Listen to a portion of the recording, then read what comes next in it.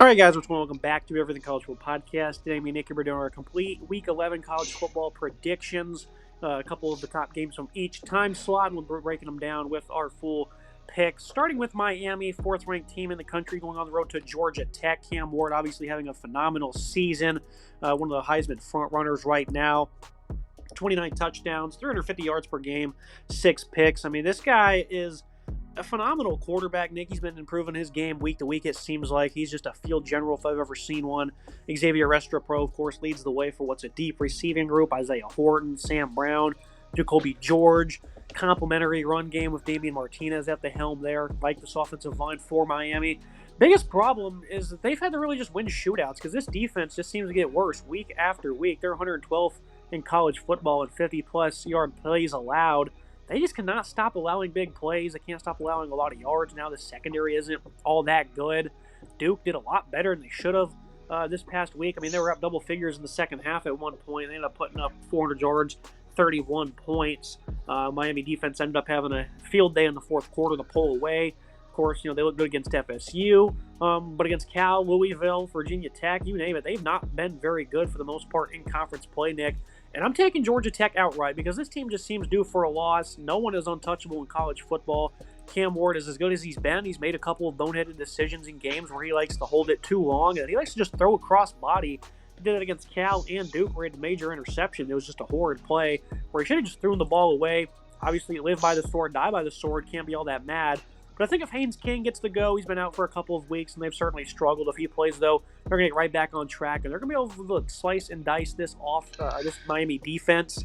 Malik Rutherford, Eric Singleton, these guys are very respectable weapons at wide receiver, and then Jamal Haynes, a phenomenal running back as well. I think they can certainly hurt this Canes defense, Nick, with good play calling, a lot of misdirection, keeping them off balance. And if King plays, I think they win. If he doesn't, probably not. I think they can keep a little bit closer, and I think ultimately they will cover if Zach Kyron is the quarterback. But it's pointing to King getting the go, and I think they'll win it outright. I think this is certainly an intriguing matchup because the books have the over/under at 63.5. They expect a lot of points here. These are two really solid offenses. I know Georgia Tech has struggled on offense as of late, but that's because Haynes King has not been playing overall, though they're still a really solid offense on paper.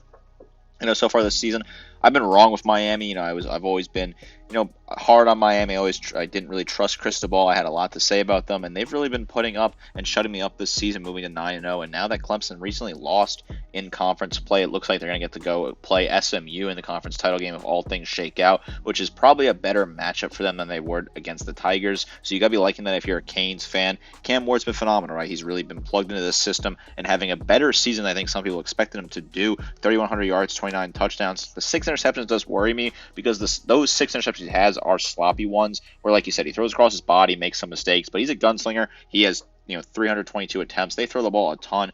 Passes this entire offense. So it's going to happen occasionally.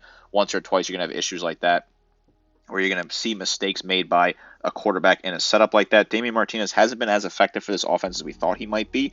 About 600 yards rushing, 8 touchdowns. Xavier Restrepo has been a really good receiver for this team. His 51 grabs for 856 and 9 touchdowns are a really impressive number. This offense has been really good. The defense, though, has been weak at points. Gave up 38 to Cal, 45 to Louisville, 31 to Duke. So they have given up a ton of points. I think, obviously, Miami's plan the rest of the season just outscore everybody. It's worked out so far as they're 9-0. This Georgia Tech offense, I do like the pieces when they're fully healthy. I think Haynes King's still a really good quarterback. 1,500 yards passing, 8 touchdowns, 1 pick. Jamal Haynes, I really like him as a back. 600 yards rushing, 8 touchdowns. Nearly identical stats to Damian Martinez with slightly more carries for Haynes, and then Malik Rutherford is a really talented wide receiver who's got 50 grabs, 600 yards, and 2 touchdowns. I like the production out of him. Games at Bobby Dodd, a tough environment to play at times here. Miami, obviously, they're due for a slip-up at some point. As someone who's not the biggest fan of Cristobal and some of his coaching decisions, I think they maybe will slip up at some point, although they do feel pretty strong at this moment in time, and the pathway for them is developing really nicely for them at this moment in time. I like them to win this game. It's going to be a shootout. I think it's going to be a ton of points. I'm thinking a really high-scoring affair that Miami pulls away late, similar to that Louisville game where they put up over 100 points total, or nearly 100 points total. I think it was 97 total points in that game. I think a similar mark in Miami will stay perfect, move to 10-0, but they're far from a lock in the playoff this moment in time. There's certainly a slip-up potential if things go wrong for this Hurricanes team. Like them to keep moving towards that playoff spot right now, keeping an eye on that team going forward, though.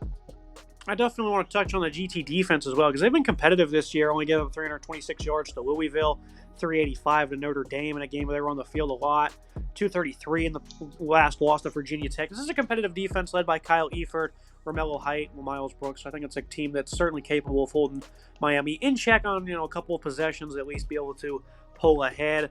Moving to Florida and Texas, what a resilient effort from Florida. This is a team that lost DJ Lagway early on due to a hamstring injury.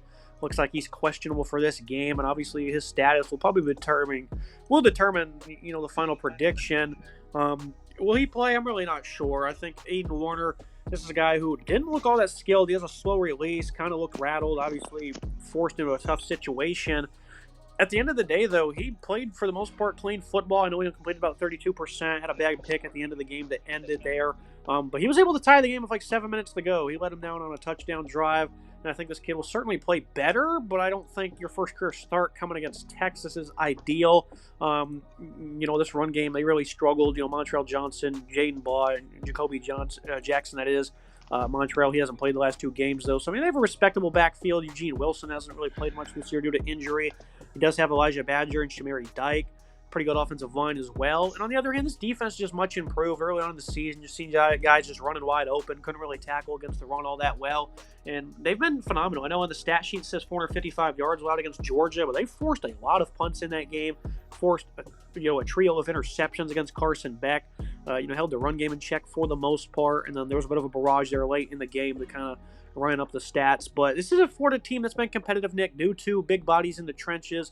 The linebackers have been improving. Guys like Jack Pryburn have been great. Jordan Castell, Shamir James in the middle. I think Florida can keep it close potentially with their defense. I know Texas has been a little lackluster last couple of games out. 21-point line. I'll go ahead and take them to cover. If Lagway plays, maybe they can make it a little bit more competitive because they really have been playing with some nice fighting spirit as of late. But minus 21.5, I'll take the Horns to cover, I guess.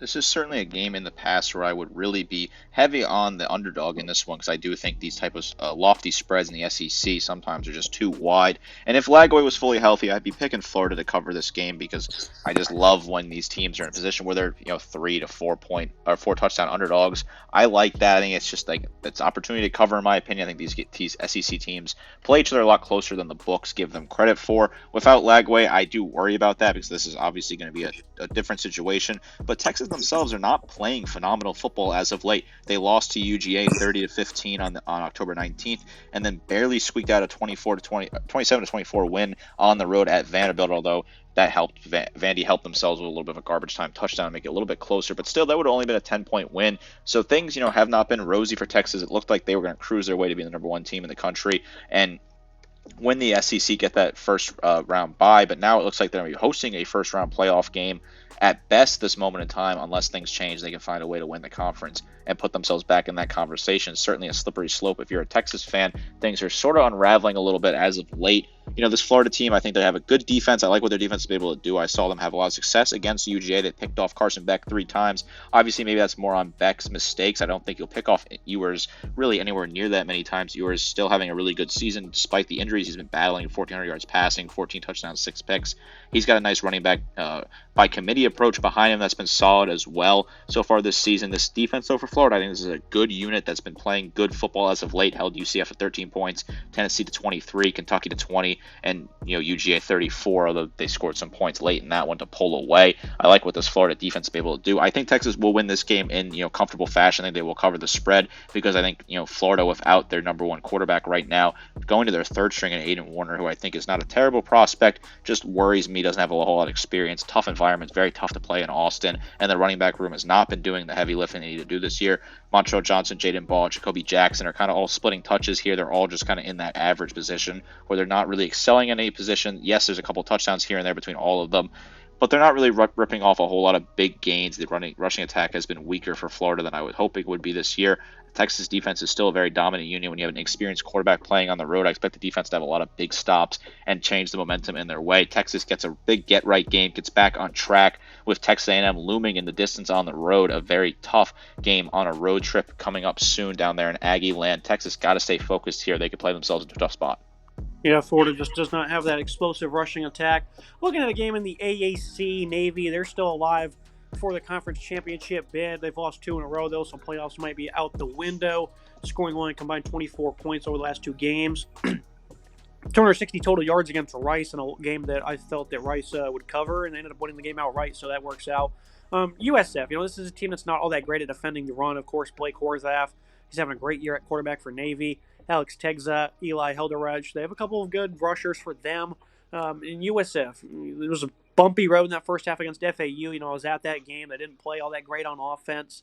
They had opportunities, didn't really capitalize them. In the second half, they completely blew them out. And this is a nice trio of runners in Teron Keith, Naquan Wright, Kelly Joyner, and then you have a nice quarterback in Bryce Archie, who looked pretty solid in that second half, even though he's the backup quarterback typically. Coming off 3 straight 200-plus yard games, so they're having ideal balance all of a sudden on offense after a couple of tough stretches there, to start the month. I think USF, they're playing with great momentum at this moment in time, so I think they're going to get the job done, even though I think Navy certainly possesses the qualities to gash this defense. I think their own defense is kind of lackluster a little bit. I knew Notre Dame would have a field day with them. That's much of a shocker. But they're not very good when it comes to slowing down the run themselves. So stylistically, these are 2 bad matchups for each other. I would say potentially the over is in play, but when Navy can kill clock, even though that's not really been their forte this season, I think there'll be some big scoring opportunities for both teams, some quick drives. So over 57.5 is the play. USF outright as 2.5-point underdogs. What's your thoughts on this game going down in Tampa? Yeah, so I think Navy, this is a big get-right game for them. This is a team that finds itself in a tough spot after losing to Notre Dame in a game. They got blown out in. That kind of makes sense when you look at it from the result. The Rice game was a little weird. They were playing on the road, a 5-hour rain delay. Things got a little uncomfortable. Disappointed to lose that game, though, if you're a Navy fan.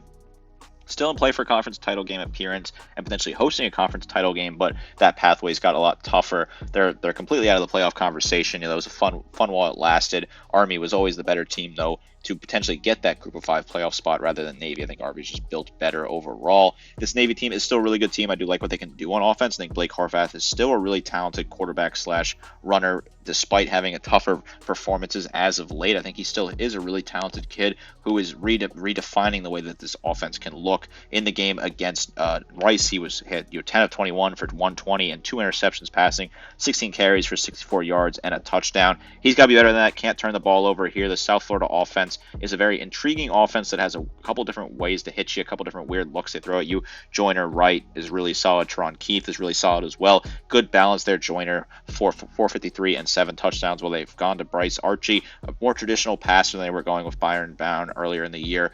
Archie does turn the ball over a fair amount, though. He has 4 interceptions to 5 touchdowns, 739 yards on a 54% comp rate. I do think this is a big get-right game for Navy. I still think they're the better team on paper. There's a better offense overall. I like the balance they have with Horvath running the ball and throwing the ball. I think Texas is still a really good fullback for this team, while Eli Henrik is a solid running back who's a decent wide receiver as well for them, a good gadget player who's 5 receiving touchdowns. I like them to, this is certainly a game where I think there'll be a lot of points scored. I think both defenses will have a lot of success here, but in the day, I think Navy will outrun South Florida and pull away with a win in this one, move to 7-2 and 5-1 in the conference. Still trying to figure out exactly what goes on with the conference title game picture, considering Memphis's recent loss. It's Tulane and Army kind of in that position right now, where they're both the front runners to get that conference title game spot. Still could get an Army-Navy conference title game if Tulane finds a way to lose in the next couple of weeks. I like Navy in this one, though. A big bounce-back game for me for the midshipmen.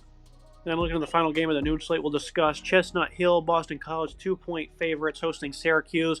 Kyle McCord now up to 12 interceptions this year, but he's also got almost 350 yards per game, so he's also been one of those guys who living by it and you're dying by it as well. He's a high-volume passer, a lot of yards here, great receiving core. Trevor Pena, Jackson Meeks, Armando Gadsden. I mean, they have great players here. LeQuint Allen at running back's a nice dual-threat weapon. Biggest thing for me is Boston College might have the guys to overwhelm this O-line for the Orange. It's poor. Donovan Izoroku, he's phenomenal. Cam Horsley's very good. Cam Arnold at linebacker, very happy with his play. This is a Boston College team that does have 11 interceptions, and McCord's biggest problem is, I know against Pitt he had some tip balls, but sometimes he's late on his delivery, and that leads to pick sixes out, the glory, so it's pretty ridiculous what McCord's been not really able to accomplish in terms of consistency. But I think Boston College, they've really slowed down, early on in the year. They kind of started hot. Their defense, they're allowing a lot of yards. Their offense, they're not really just able to produce like you thought they would be able to. Last 2 games have been very encouraging in terms of some balance, more so the running game. They have a bit of a 300 monster themselves, led by Trayshawn Ward. Of course, Thomas Castellanos is a good player as well, who's been protecting the football. I'll take Syracuse to get the job done. I think this is a team that's going to be able to light up this Boston College defense, but I'm certainly worried about the matchup the O-line faces. I'm glad to do this game in the slate here on the early morning slate. I think it's worth talking about because these are two teams that have interesting stories. Syracuse at 6-2 right now. They had a very hot start, but McCord has been in trouble here. Late delivery is really costing him with the 12 interceptions. Definitely a nasty number. Still 2,700 yards passing, 21 touchdowns. Ohio State fans are lapping it up, saying, "Oh, we were right about this guy." Some of those interceptions are not his fault, but the late delivery is an issue. I do want to do a deeper film study on him, break this down, because I think it's intriguing what is going on there. Well, Castellanos on the other side, is having a really solid season as a passer, better than I expected. 1,300 yards passing, 17 touchdowns to 4 interceptions on half of what McCord has done in terms of passing attempts. They don't throw the ball that much up there in Chestnut Hill. The line is super close, right? BC is a 2-point favorite in this one, and Syracuse comes in. LaQuint Allen's been really good, 600 yards rushing, 7 touchdowns. Treborn Painter has been really good, 600 yards receiving and 5 touchdowns. They got a huge win in overtime at home against Virginia Tech recently, 38-31 after a bad blowout loss on the road at Pitt, where just McCord had a bad day, uncharacteristically bad day. Whereas when you look at Boston College, they started off the season playing really solid football, but 3 straight losses in a row where they've looked really weak at times against UVA, Virginia Tech, and Louisville have really set the tone for this team. I don't really trust this Boston College offense. I think the defense for Syracuse, I like what they have at linebacker. I like what they have in the secondary as well. Some good pieces in that secondary. I think they'll get enough turnovers, get enough stops to win a close game. It'll be a little bit lower scoring in my opinion, but I think they'll find a way to get the job done, close out this game, and really pick up a nice win on the road in ACC play. A very intriguing game on this early slate. Certainly worth tuning in my opinion, if you care about ACC football. I think both these teams are very interesting. I just like the Syracuse defense a little bit more, and therefore I'm going to take the Orange to get this win and move on to 7-2 at the end, in the middle of November, that is. Well, the mid-afternoon slate, we'll get things started with a major game in the SEC. I did a full preview on this one, so we don't put too much emphasis on it. If Ole Miss can win this game, though, as 2.5-point underdogs, things would be significantly shaken up in the SEC, where Alabama would all of a sudden, if they can beat LSU, of course, be right back in the hunt to be in Atlanta. So a lot is on the line for this game. And for Ole Miss, this is a D-line. They obviously put a lot of work into the portal, along with your returners, Jared Ivey, J.J. Pegues. They brought in Princely Unimanella and Walter Nolan to pair up with them. Santorini Perkins, obviously, this is a guy that was a middle linebacker last year. And we talked about how good of a gifted edge rusher he is. He's been a full-time D-end this year, 12.5 TFL, 9 sacks. This team is far and away the national leader in TFL with 94. I think the next closest is like 77. This is a legit defensive line. They are no joke one bit. And I think this defense can certainly hold in against Carson Beck, who can't stop throwing interceptions. They don't have an overwhelmingly dominant run game. And, of course, I think the biggest issue for Ole Miss, though, is, and this is what I highlighted many times, and this is why I just continue to hate on Lane Kiffin all of a sudden, is because these offenses, Nick, against tough defenses, take a nap. They do nothing. You've seen it last year in their 2 losses. 10 points against Bama, 17 against Georgia in a blowout loss. And this year, they just haven't been that much better. I know they just absolutely, rained it down on Arkansas, but before that, they played tough defenses. Oklahoma, South Carolina, Kentucky. LSU was respectable, and they really didn't do all that much. If Trey Harris comes back, that's going to be major for this receiving core. I think he'll play. Of course, they have a bit of a four-headed monster there. Of course, they have Caden Prieskorn at tight end. Jackson Dart, third year in the system. Ole Miss, Nick, I can't really think of any signature wins they have. You thought they would beat Alabama. It never happened, and Nick Saban's gone now, so it's really not even a signature win if he somehow gets that done one day. This is the best chance I've seen in a long time for Lane Kiffin to pick up a signature win. I just can't trust the offense to come through, especially Georgia playing some sluggish football. Maybe they're going to feel the tension a little bit more, and if they play with the energy like they did in Austin, they might just get blown out. This is a good Ole Miss team on paper, the best we've probably ever seen. Do they have enough firepower to get done? This is the first time I'm getting to talk about this game. I was absent for the episode you did earlier in the week. And this is a matchup that's really, we got to look at it, a big matchup in the SEC. Ole Miss kind of forgot about with the 2 losses they picked up earlier in the season. People were sort of forgetting about them at this moment in time following their loss to Kentucky and LSU by 3 points in each of those games. Where Georgia, they've been playing really good football as of late, but they've also not been playing really good football. I think both those things can be true. They looked sluggish against Mississippi State. I think that was when the first warning flags were starting to fly about Georgia giving up 31 points to a Mississippi State State team that's not very good at all, a team that's 0-5 in conference play and 2-7 overall. That was the first warning flag for me. It was like, hey, the State offense is starting to do something. Then they went to Texas, and yes, they won that game, but at times they were making mistakes. They were giving Texas an avenue. I think Texas just disappointed, underperformed in that game. And then this past week against Florida, Beck has 3 interceptions, does not look great, and they got bailed out by Florida having, a third-string quarterback making mistakes of their own and kind of giving themselves a comfort opportunity. But Florida was hanging in that game. It was a tie game in the fourth quarter. If you're a Georgia fan, alarm bells are starting to ring, certainly. You're not feeling phenomenal anymore. Traveling on the road to Vaught Hemingway Stadium, it's going to be rainy on Saturday. Certainly adding a little bit to the mix there. ESPN's FBI analytics has the Rebels as a 54% chance to win this game. In the favorites right now in that sort of balance, if you want to look at analytics, the spread is super close for a reason, obviously. I don't trust Lane Kiffin at all. I totally agree with you. He's not shown that he can win the big games at all.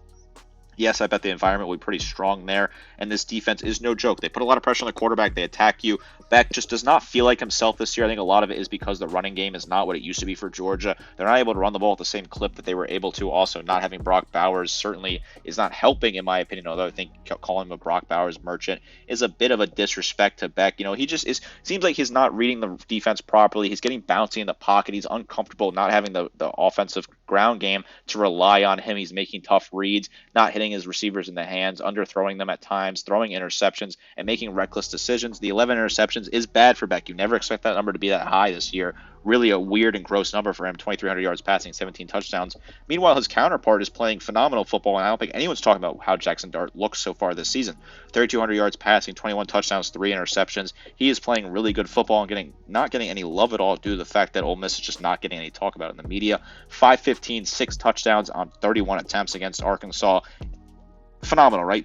Dart has been really good. If Ole Miss wants to win this game, Dart has to be absolutely flawless, cannot make mistakes against this vaunted Georgia defense.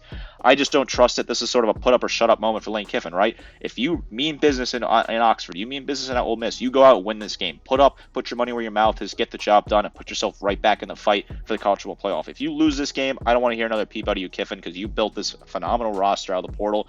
You brought in a ton of different guys, and you just cannot get the job done over and over again. That's the way I feel about this. I'll be watching on Saturday. Put up or shut up time for Lane Kiffin. This is a huge game in the SEC. I just do not trust them. I'm taking the Bulldogs here to win this one. I think it'll be close at times. They'll pull away late, get the job done. I like the Dogs in this one. Couldn't have said it better myself. For some reason, I picked Georgia to win by 2, which would be a cover. I don't really know why I did that. But looking at another game here, it's interesting for the CFP hunt. Iowa State.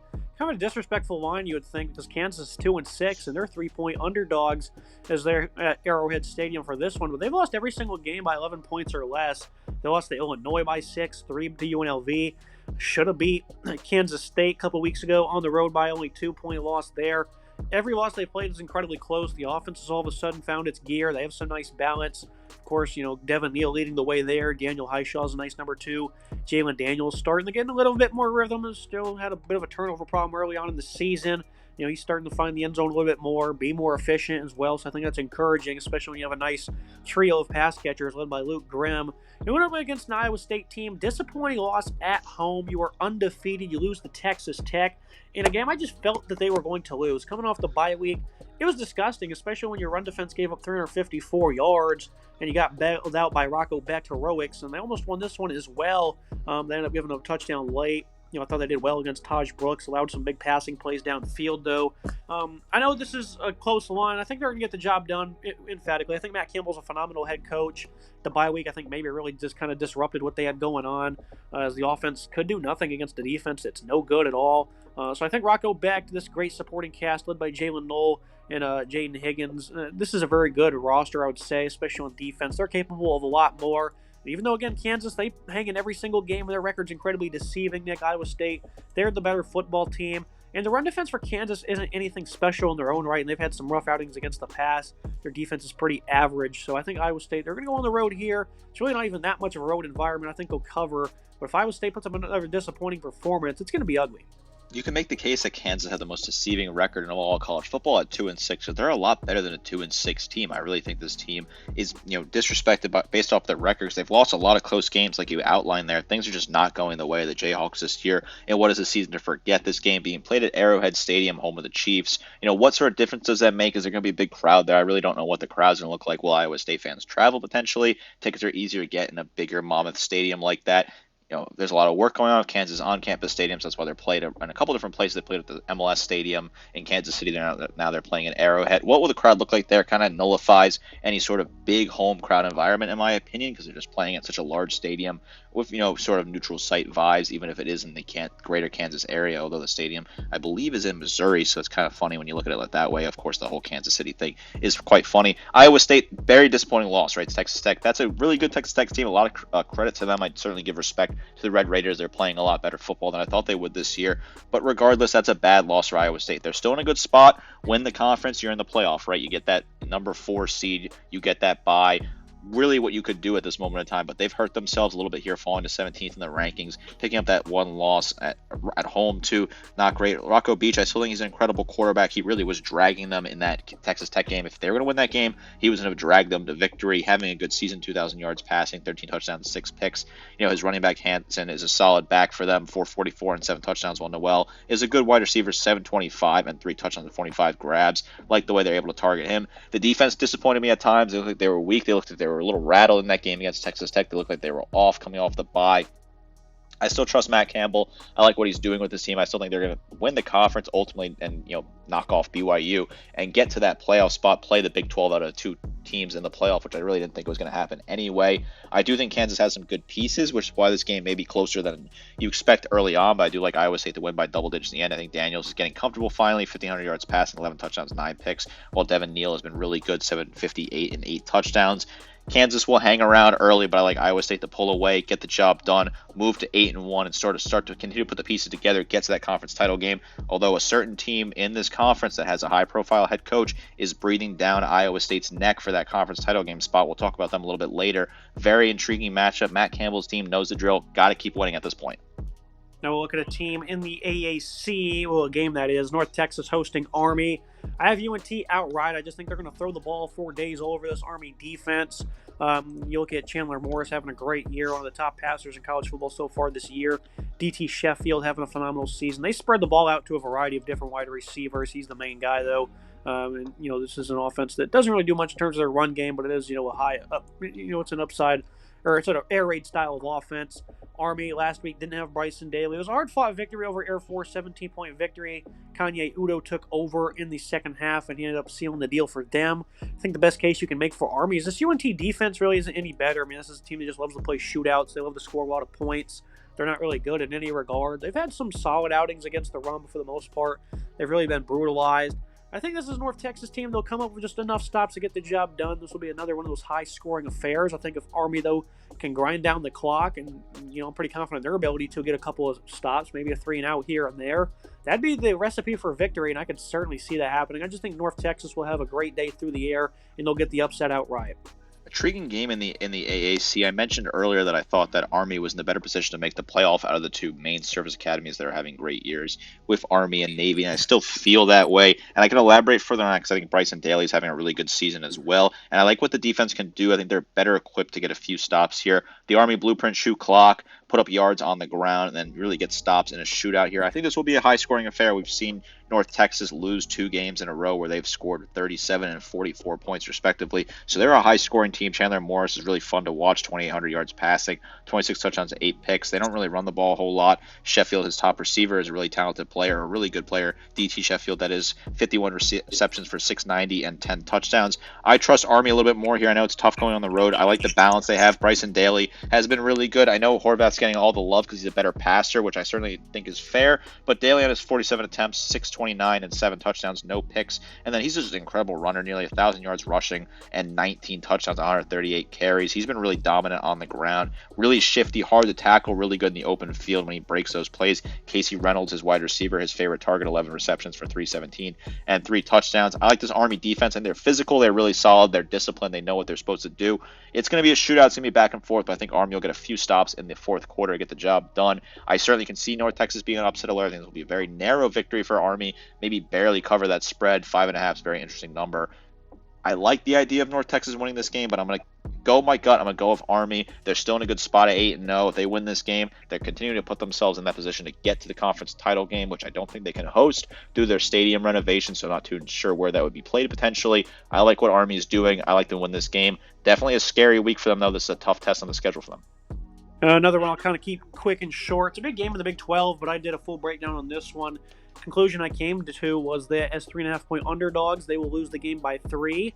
That being Texas Tech, as Colorado, Shadur Sanders and his weapons led by Travis Hunter. I think they're going to have a great game. This Texas Tech defense, they overachieved last week. They've certainly been playing a lot better, but I think Colorado, they're just going to have too much chemistry through the air to be slowed down by this Texas Tech defense, whose best players are in the middle: Jacob Rodriguez, Ben Roberts at linebacker. And I think for Texas Tech, I think they'll be able to score some points up against a defense that is highly improved. In the trenches, they're a competitive run defense. The linebackers have been much improved, and the secondary as well is getting good ball out of them. But they have not seen a scheme like this probably in a while since Deion took over at Colorado. I think Baron Morton, he's having a pretty good season. He's got nice pass catchers in Josh Kelly and Caleb Douglas. And, of course, Taj Brooks is a phenomenal runner, one of the best backs in college football, straight-up workhorse. I think this will be an interesting matchup. Big implications, Nick, because these two teams are hanging around. If somebody ahead of them slips up, they'll be in line for a trip to Arlington. I'll take Colorado to get the job done, but this Texas Tech team, led by offensive coordinator Zach Kittley, they're no slouch themselves. If you couldn't guess it earlier, the team I was referring to when I said a high-profile head coach breathing down Iowa State's neck. Well, it's Colorado and Deion Sanders. Didn't think we'd be having this conversation in November. This team's been quietly putting up wins on the board, other than a loss to Kansas State a few weeks ago. They've won 4 of their last 5. That was a close loss, 3-point loss. I kind of forgot about this team at times. I'll admit it. I haven't been fully paying attention to them, but they've been impressive against Arizona, Cincinnati, and UCF. They put themselves in a good spot here at 6-2, 4-1. Shadur Sanders has been incredible. 2,500 yards passing, 21 touchdowns, 6 interceptions. He's been really good. Travis Hunter continuing to do everything on both sides of the ball, playing really well. 60 receptions for 575 and 8 touchdowns, playing phenomenal defense as well. A really good defensive asset still for this team, who is playing good football overall. This team, this still is the Colorado team with Deion Sanders. They are the main attraction when you think about it. I like what they've been able to do. 120 total tackles for them this season, plus 7 pass breakups, 2 picks. Really good numbers out of him. They're not running the ball at really super successfully yet. Still, they're still trying to figure out the running game, which has been their issue. But Sanders, high completion percentage, 73% comp rate, really good numbers. Travis Hunter, LaJohntay Wester, Jimmy Horn, Will Shepard are all stepping up. Really good numbers. Wester, 7 receiving touchdowns so far this season. Been a really good target. Texas Tech, they're a good team. Taj Brooks is so fun to watch. 1,000 yards rushing, 10 touchdowns. Their quarterback has been solid at times this year as well. Brandon Morton has been good. 2,300 yards passing, 19 touchdowns, 5 picks. The wide receiver room has some talented pieces, including Josh Kelly with 736 and 5 touchdowns. Texas Tech is certainly a good team, and playing at home, I give them a really good punching chance. This will be a close game, I think, for most of the game, but ultimately I think Colorado wins by a touchdown and gets the job done to move to 7-2, which is really remarkable for what Deion Sanders has been able to do. Certainly hats off to him putting together a really strong season for this team. I like Texas Tech. I think they'll be key in this game pretty much the entire time, but ultimately Colorado will get the job done, move to 7-2, and like you said, breathing down the neck of BYU and Iowa State certainly coming up. The Big 12, in my opinion, has the most interesting race of all the conferences for who's going to win the conference. I feel like you kind of have a feeling that it's going to be Miami in the ACC. You feel good about Georgia in the SEC, or maybe Texas plays their way back into it. You feel pretty good about the Big 10 being Oregon at this moment in time. The Big 12, wide open, a whole lot going on. This could be a crazy finish for this conference.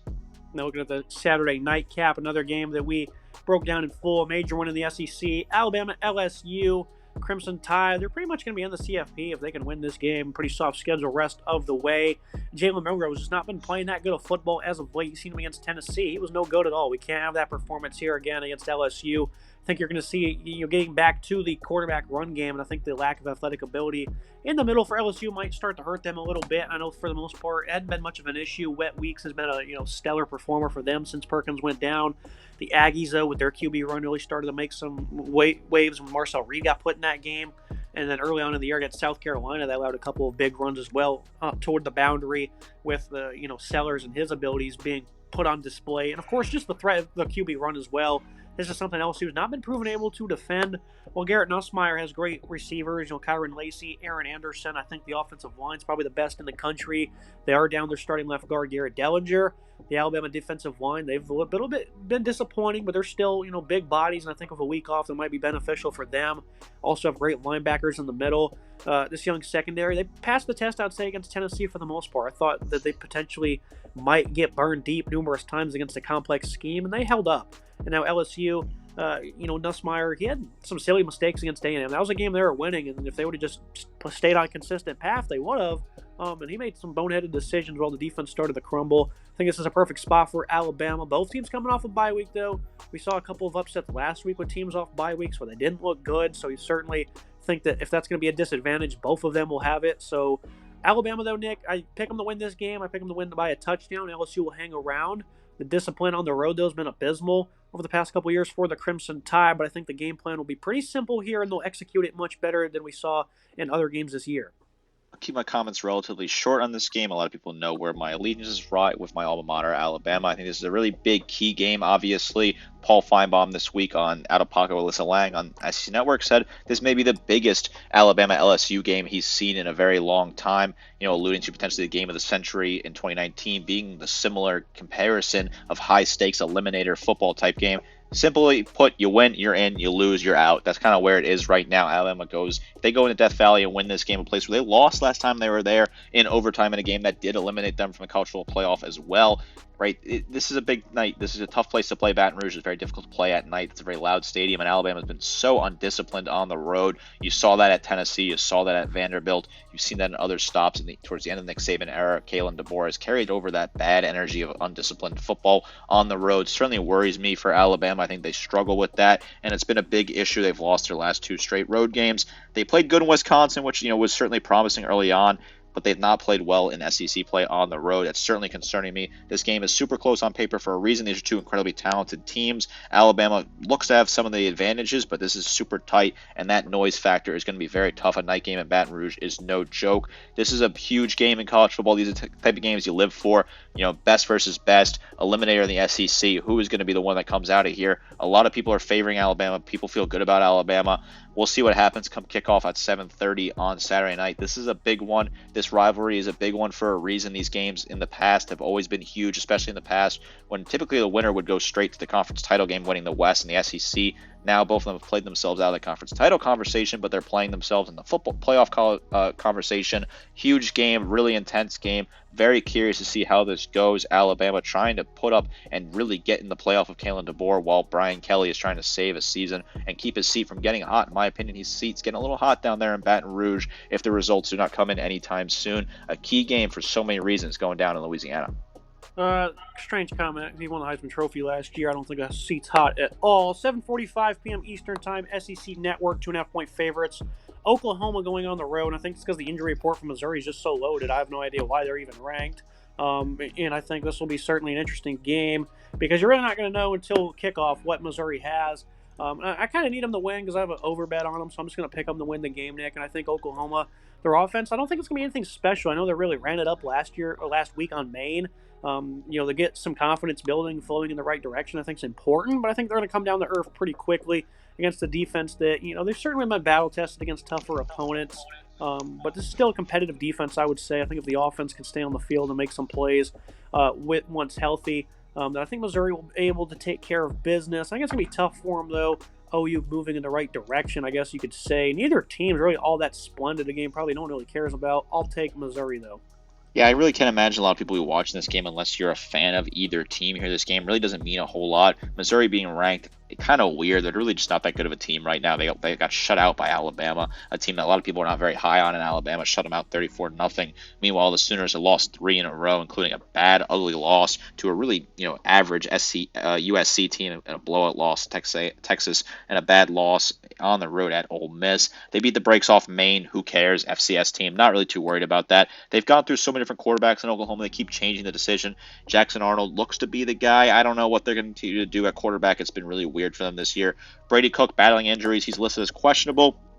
He tried to go in the Bama game. Didn't really work. They ended up going with Drew Pine, who was a complete disaster. If Brady Cook can play and is even close to 100%, I think he has to go at this point because you just don't have much of a pulse on offense with Pine. Nate Noel, want to see what he can look like in this game. Want to see what they can do. Is Theo Weiss going to play? They're so banged up, Missouri. Playing at home, I have to give the home team a little bit of love here. This will probably be a low-scoring affair. Not sure who comes out of this one. Just a battle of teams that are heading in the wrong direction, banged up. I'll take Missouri here. I just take the home team in this one. This is a really weird game. Not too sure what the full ramifications are for this game. If Missouri can get some of their guys back, I like them to win this one by maybe a touchdown or more. But right now, I'm going to say it's a close game. I'll take Missouri in this one to get the job done ultimately. Not a game I'm really paying too much attention to, though. Another one that no one else is going to pay attention to either. I still want to do a prediction on it. Coming into the year, again, I said Florida State would not be a very good football team. I was one of the only people that didn't have them in the playoffs. I didn't think they'd be 1-8 bad, though, where they don't have a single game of 300 yards on offense. I just thought Norvell did a terrible job in the portal, replacing the guys that he lost, which were some highly talented players. And I was 100% right, because they do absolutely nothing on this side of the ball. Now they're down to a third-string quarterback, Luke Kromenhoek, if he is the starter. I don't know. Him and Brock Glenn have kind of been going back and forth. Neither of them are all that great. Glenn had some confidence going against Duke, and then he had like 3 straight plays in a row of nothing but turnovers. So, I mean, it's just a laughable team, Nick, really. This is bad. A 1-win Florida State team. I think their defense is better than people think or realize. It's just they're on the field so much, and the responsibilities are so heavy. It's hard for them to play 4 quarters of confidence and momentum, and their run defense ultimately just caves against these better opponents. And I think the same will be said here against Notre Dame. I just think that the Irish will control clock a little bit more. I think they'll get stuffed on a couple of 3rd or 4th and long, settle for field goals. I think Florida State might be able to create a special teams play or, a defensive play that can set them up for some points to cover this lofty 26.5-point line. I just don't think Notre Dame's going to be playing to that level of a tune. They might go out and win 55-0. That'd be pretty impressive. I just think this is going to be a slower to down contest, Nick. I think Notre Dame will make a couple of mistakes because they're just trying to play smart, conceded football. Mistakes in terms of maybe inaccurate passes or those aforementioned run stuffs. I don't think they'll be, Riley Leonard will be throwing pick sixes or anything like that. I think they'll just be playing a conceded game. They just want to play 4 quarters and get out of Dodge against a bad football team. So I think Florida State will end up covering the line for those sole reasons. This is a game where, when you look at it originally, it was supposed to be a game that might have been a top 10 matchup going down in South Bend. It was supposed to be a huge playoff implicator game. I had a little more faith in Florida State than you did, but man, they have just been a complete train wreck. I mean, 1-8, who could have saw this coming? This is just incredibly disappointing. I think even the biggest Florida State haters in the world would have never had this team at 1-8, staring down the barrel of a 2-3 win season at best. Just a complete and unmitigated disaster. Mike Norvell had to stop the bleeding weeks ago, and that's not happened yet. I don't really know what's going to happen with this Florida State team. Notre Dame on the other side, they've turned the script. They had a bad loss to NIU early on in the season, and all of a sudden they have patched things up and they look to be a lock for the playoff with the pace that they're playing at. Yes, they got a tough test with USC looming on the horizon, but outside of that, they find themselves in the driver's seat to get in the playoff as a independent team. They beat the brakes off Navy. They beat Georgia Tech, Stanford, Louisville in impressive showings recently, including a win over Miami, Ohio, a decent team out of the MAC. They've been playing with good energy. Riley Leonard's been really strong. He's been a really good runner, really good quarterback. He looks confident. Jeremiah Love has been really good. Bo Collins has been solid as well. They're not throwing the ball a whole lot. Florida State, a lot of the fans blame DJ early on in the season, but obviously they've not been able to move the ball without him with 2 other quarterbacks in, so maybe it wasn't DJ's fault. There's a lot of finger pointing going on down there in Tallahassee. A total reset has to be done. I think Notre Dame's going to blow this team out. I think it's going to be like 35-3. I really don't think it's going to be close at all. I could see what you're coming from because, Florida State has hung in there with the better teams in their schedule. They lost to Miami by 22 points, lost to Clemson only by 16 points, so they have hung in some of their games. I don't think that's going to be the case here. I think Notre Dame wants to go out and embarrass this team on national television. I don't blame them for wanting to do so. I think they will just absolutely beat the brakes off this Florida State team, win by a bunch, put it totally out of reach as the complete and utter unmitigated disaster and pain and suffering Florida State fans continue. They find themselves in a tough spot, brutal situation that I'm sure we'll dissect all offseason about what happens next in Tallahassee. Yeah, and that game against Miami was a backdoor cover by the Canes, so they certainly have hang on in there with those other teams.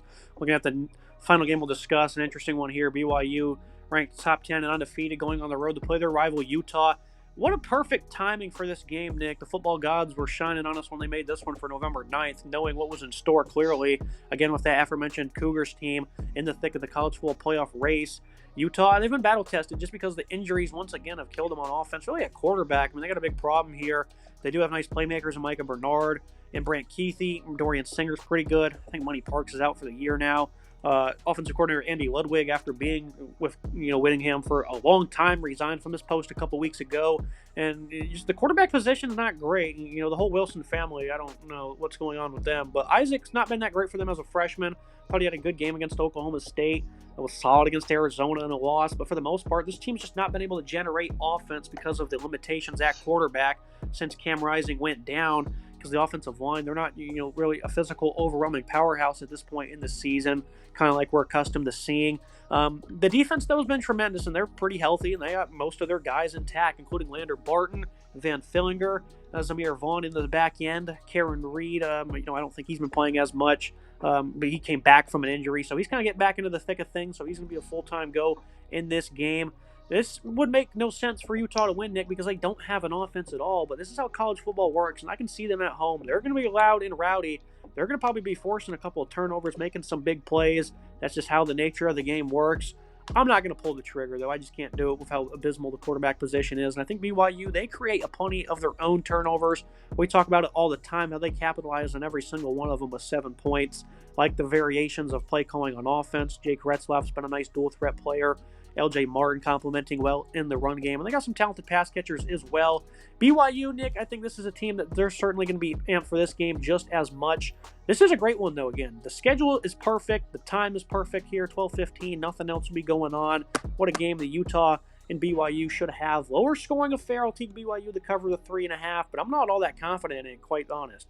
I think the point you make about the scheduling is quite interesting. You think about because like this game was circled as a potential spoiler for the college football playoff, but people were thinking it was BYU spoiling Utah's party, not the other way around. Things have unfolded poorly for Utah, a team I was not very high on in the preseason. I really didn't think they would be that great because I thought injuries would be a problem, and well, I was right. Injuries have derailed this team across the board. Not the same Utah team. This offense has been anemic as of late. 14 points on the road at Houston, 7 at home to TCU, 10 against Arizona, 19 against Arizona State and Oklahoma State.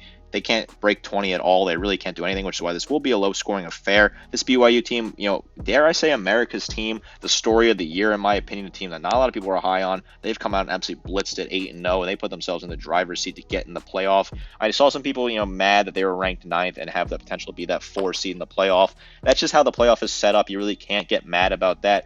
I think maybe in the future it'll change how the automatic bye works, but right now that's how it is. This BYU team's top team in the Big 12, even though they're 9th in the country, they're the 4 seed in the playoff right now where things stand. I think they deserve to have a bye if they win this conference undefeated, especially because this is a tough conference where a lot of teams are picking each other off. Retzlaff's been super fun to watch, 1,800 yards passing, 18 touchdowns, 7 picks. He's going to be careful and smart here, no turnovers on the road. Definitely be careful. I like what LJ Martin's been able to do. He's been really good for this team, 357 and 5 touchdowns, while Darius Lassiter has been a fun receiver, 31 receptions for 504 and 4 touchdowns. BYU's defense, they capitalize on their turnovers, really good on special teams and punt coverage as well. Got to be good here. Play the field position game for most of this game. Squeak out a close win. I'm thinking like 28-17, something tight. Get the job done in the end and move on to 9-0. Continue to be in the driver's seat for the college football playoff spot, courtesy of the Big 12 auto berth. This is an intense game going down late night Saturday. Certainly worth tuning in because Utah, they can play the ultimate spoiler against their rivals and really shake things up for the Big 12 and the college football playoff landscape as a whole. A very intriguing matchup. Yeah, I think this will be a very physical affair, though, and I think it will be a tough one. And whoever makes the most mistakes, I think will probably be in a lot of pain, especially if BYU goes on the road and makes some. This Utah defense will be fired up, and they're going to be able to get a victory. So I'll take a cover, I don't know, maybe like 20-14 type game or something like that. This will be an interesting one. Utah can shake things up. That's it for today's episode, Nick, as always. Pretty good schedule here, especially in the SEC. A couple of nice Big 12 games. The Group of 5 is very intriguing games as well, plenty of implications. And, of course, I took a big upset from Georgia Tech over Miami. So this is, there's a lot on the table, as always, in CFB.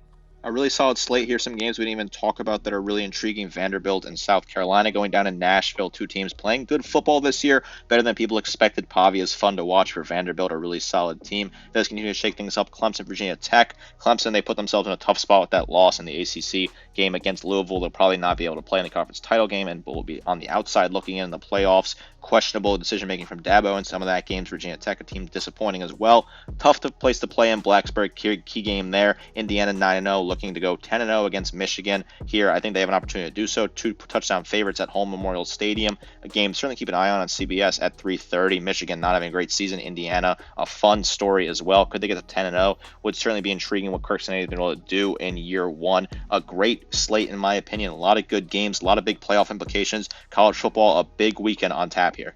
Yeah, another interesting one, UNLV at Hawaii, a team 3rd place right now in the conference. They would like to rematch Boise State. This will be a major one. Going on the road to that place is very tough in Honolulu, so it's also another quite interesting game. That's going to be it for today's episode. Make sure you guys like, comment, subscribe. See you next time.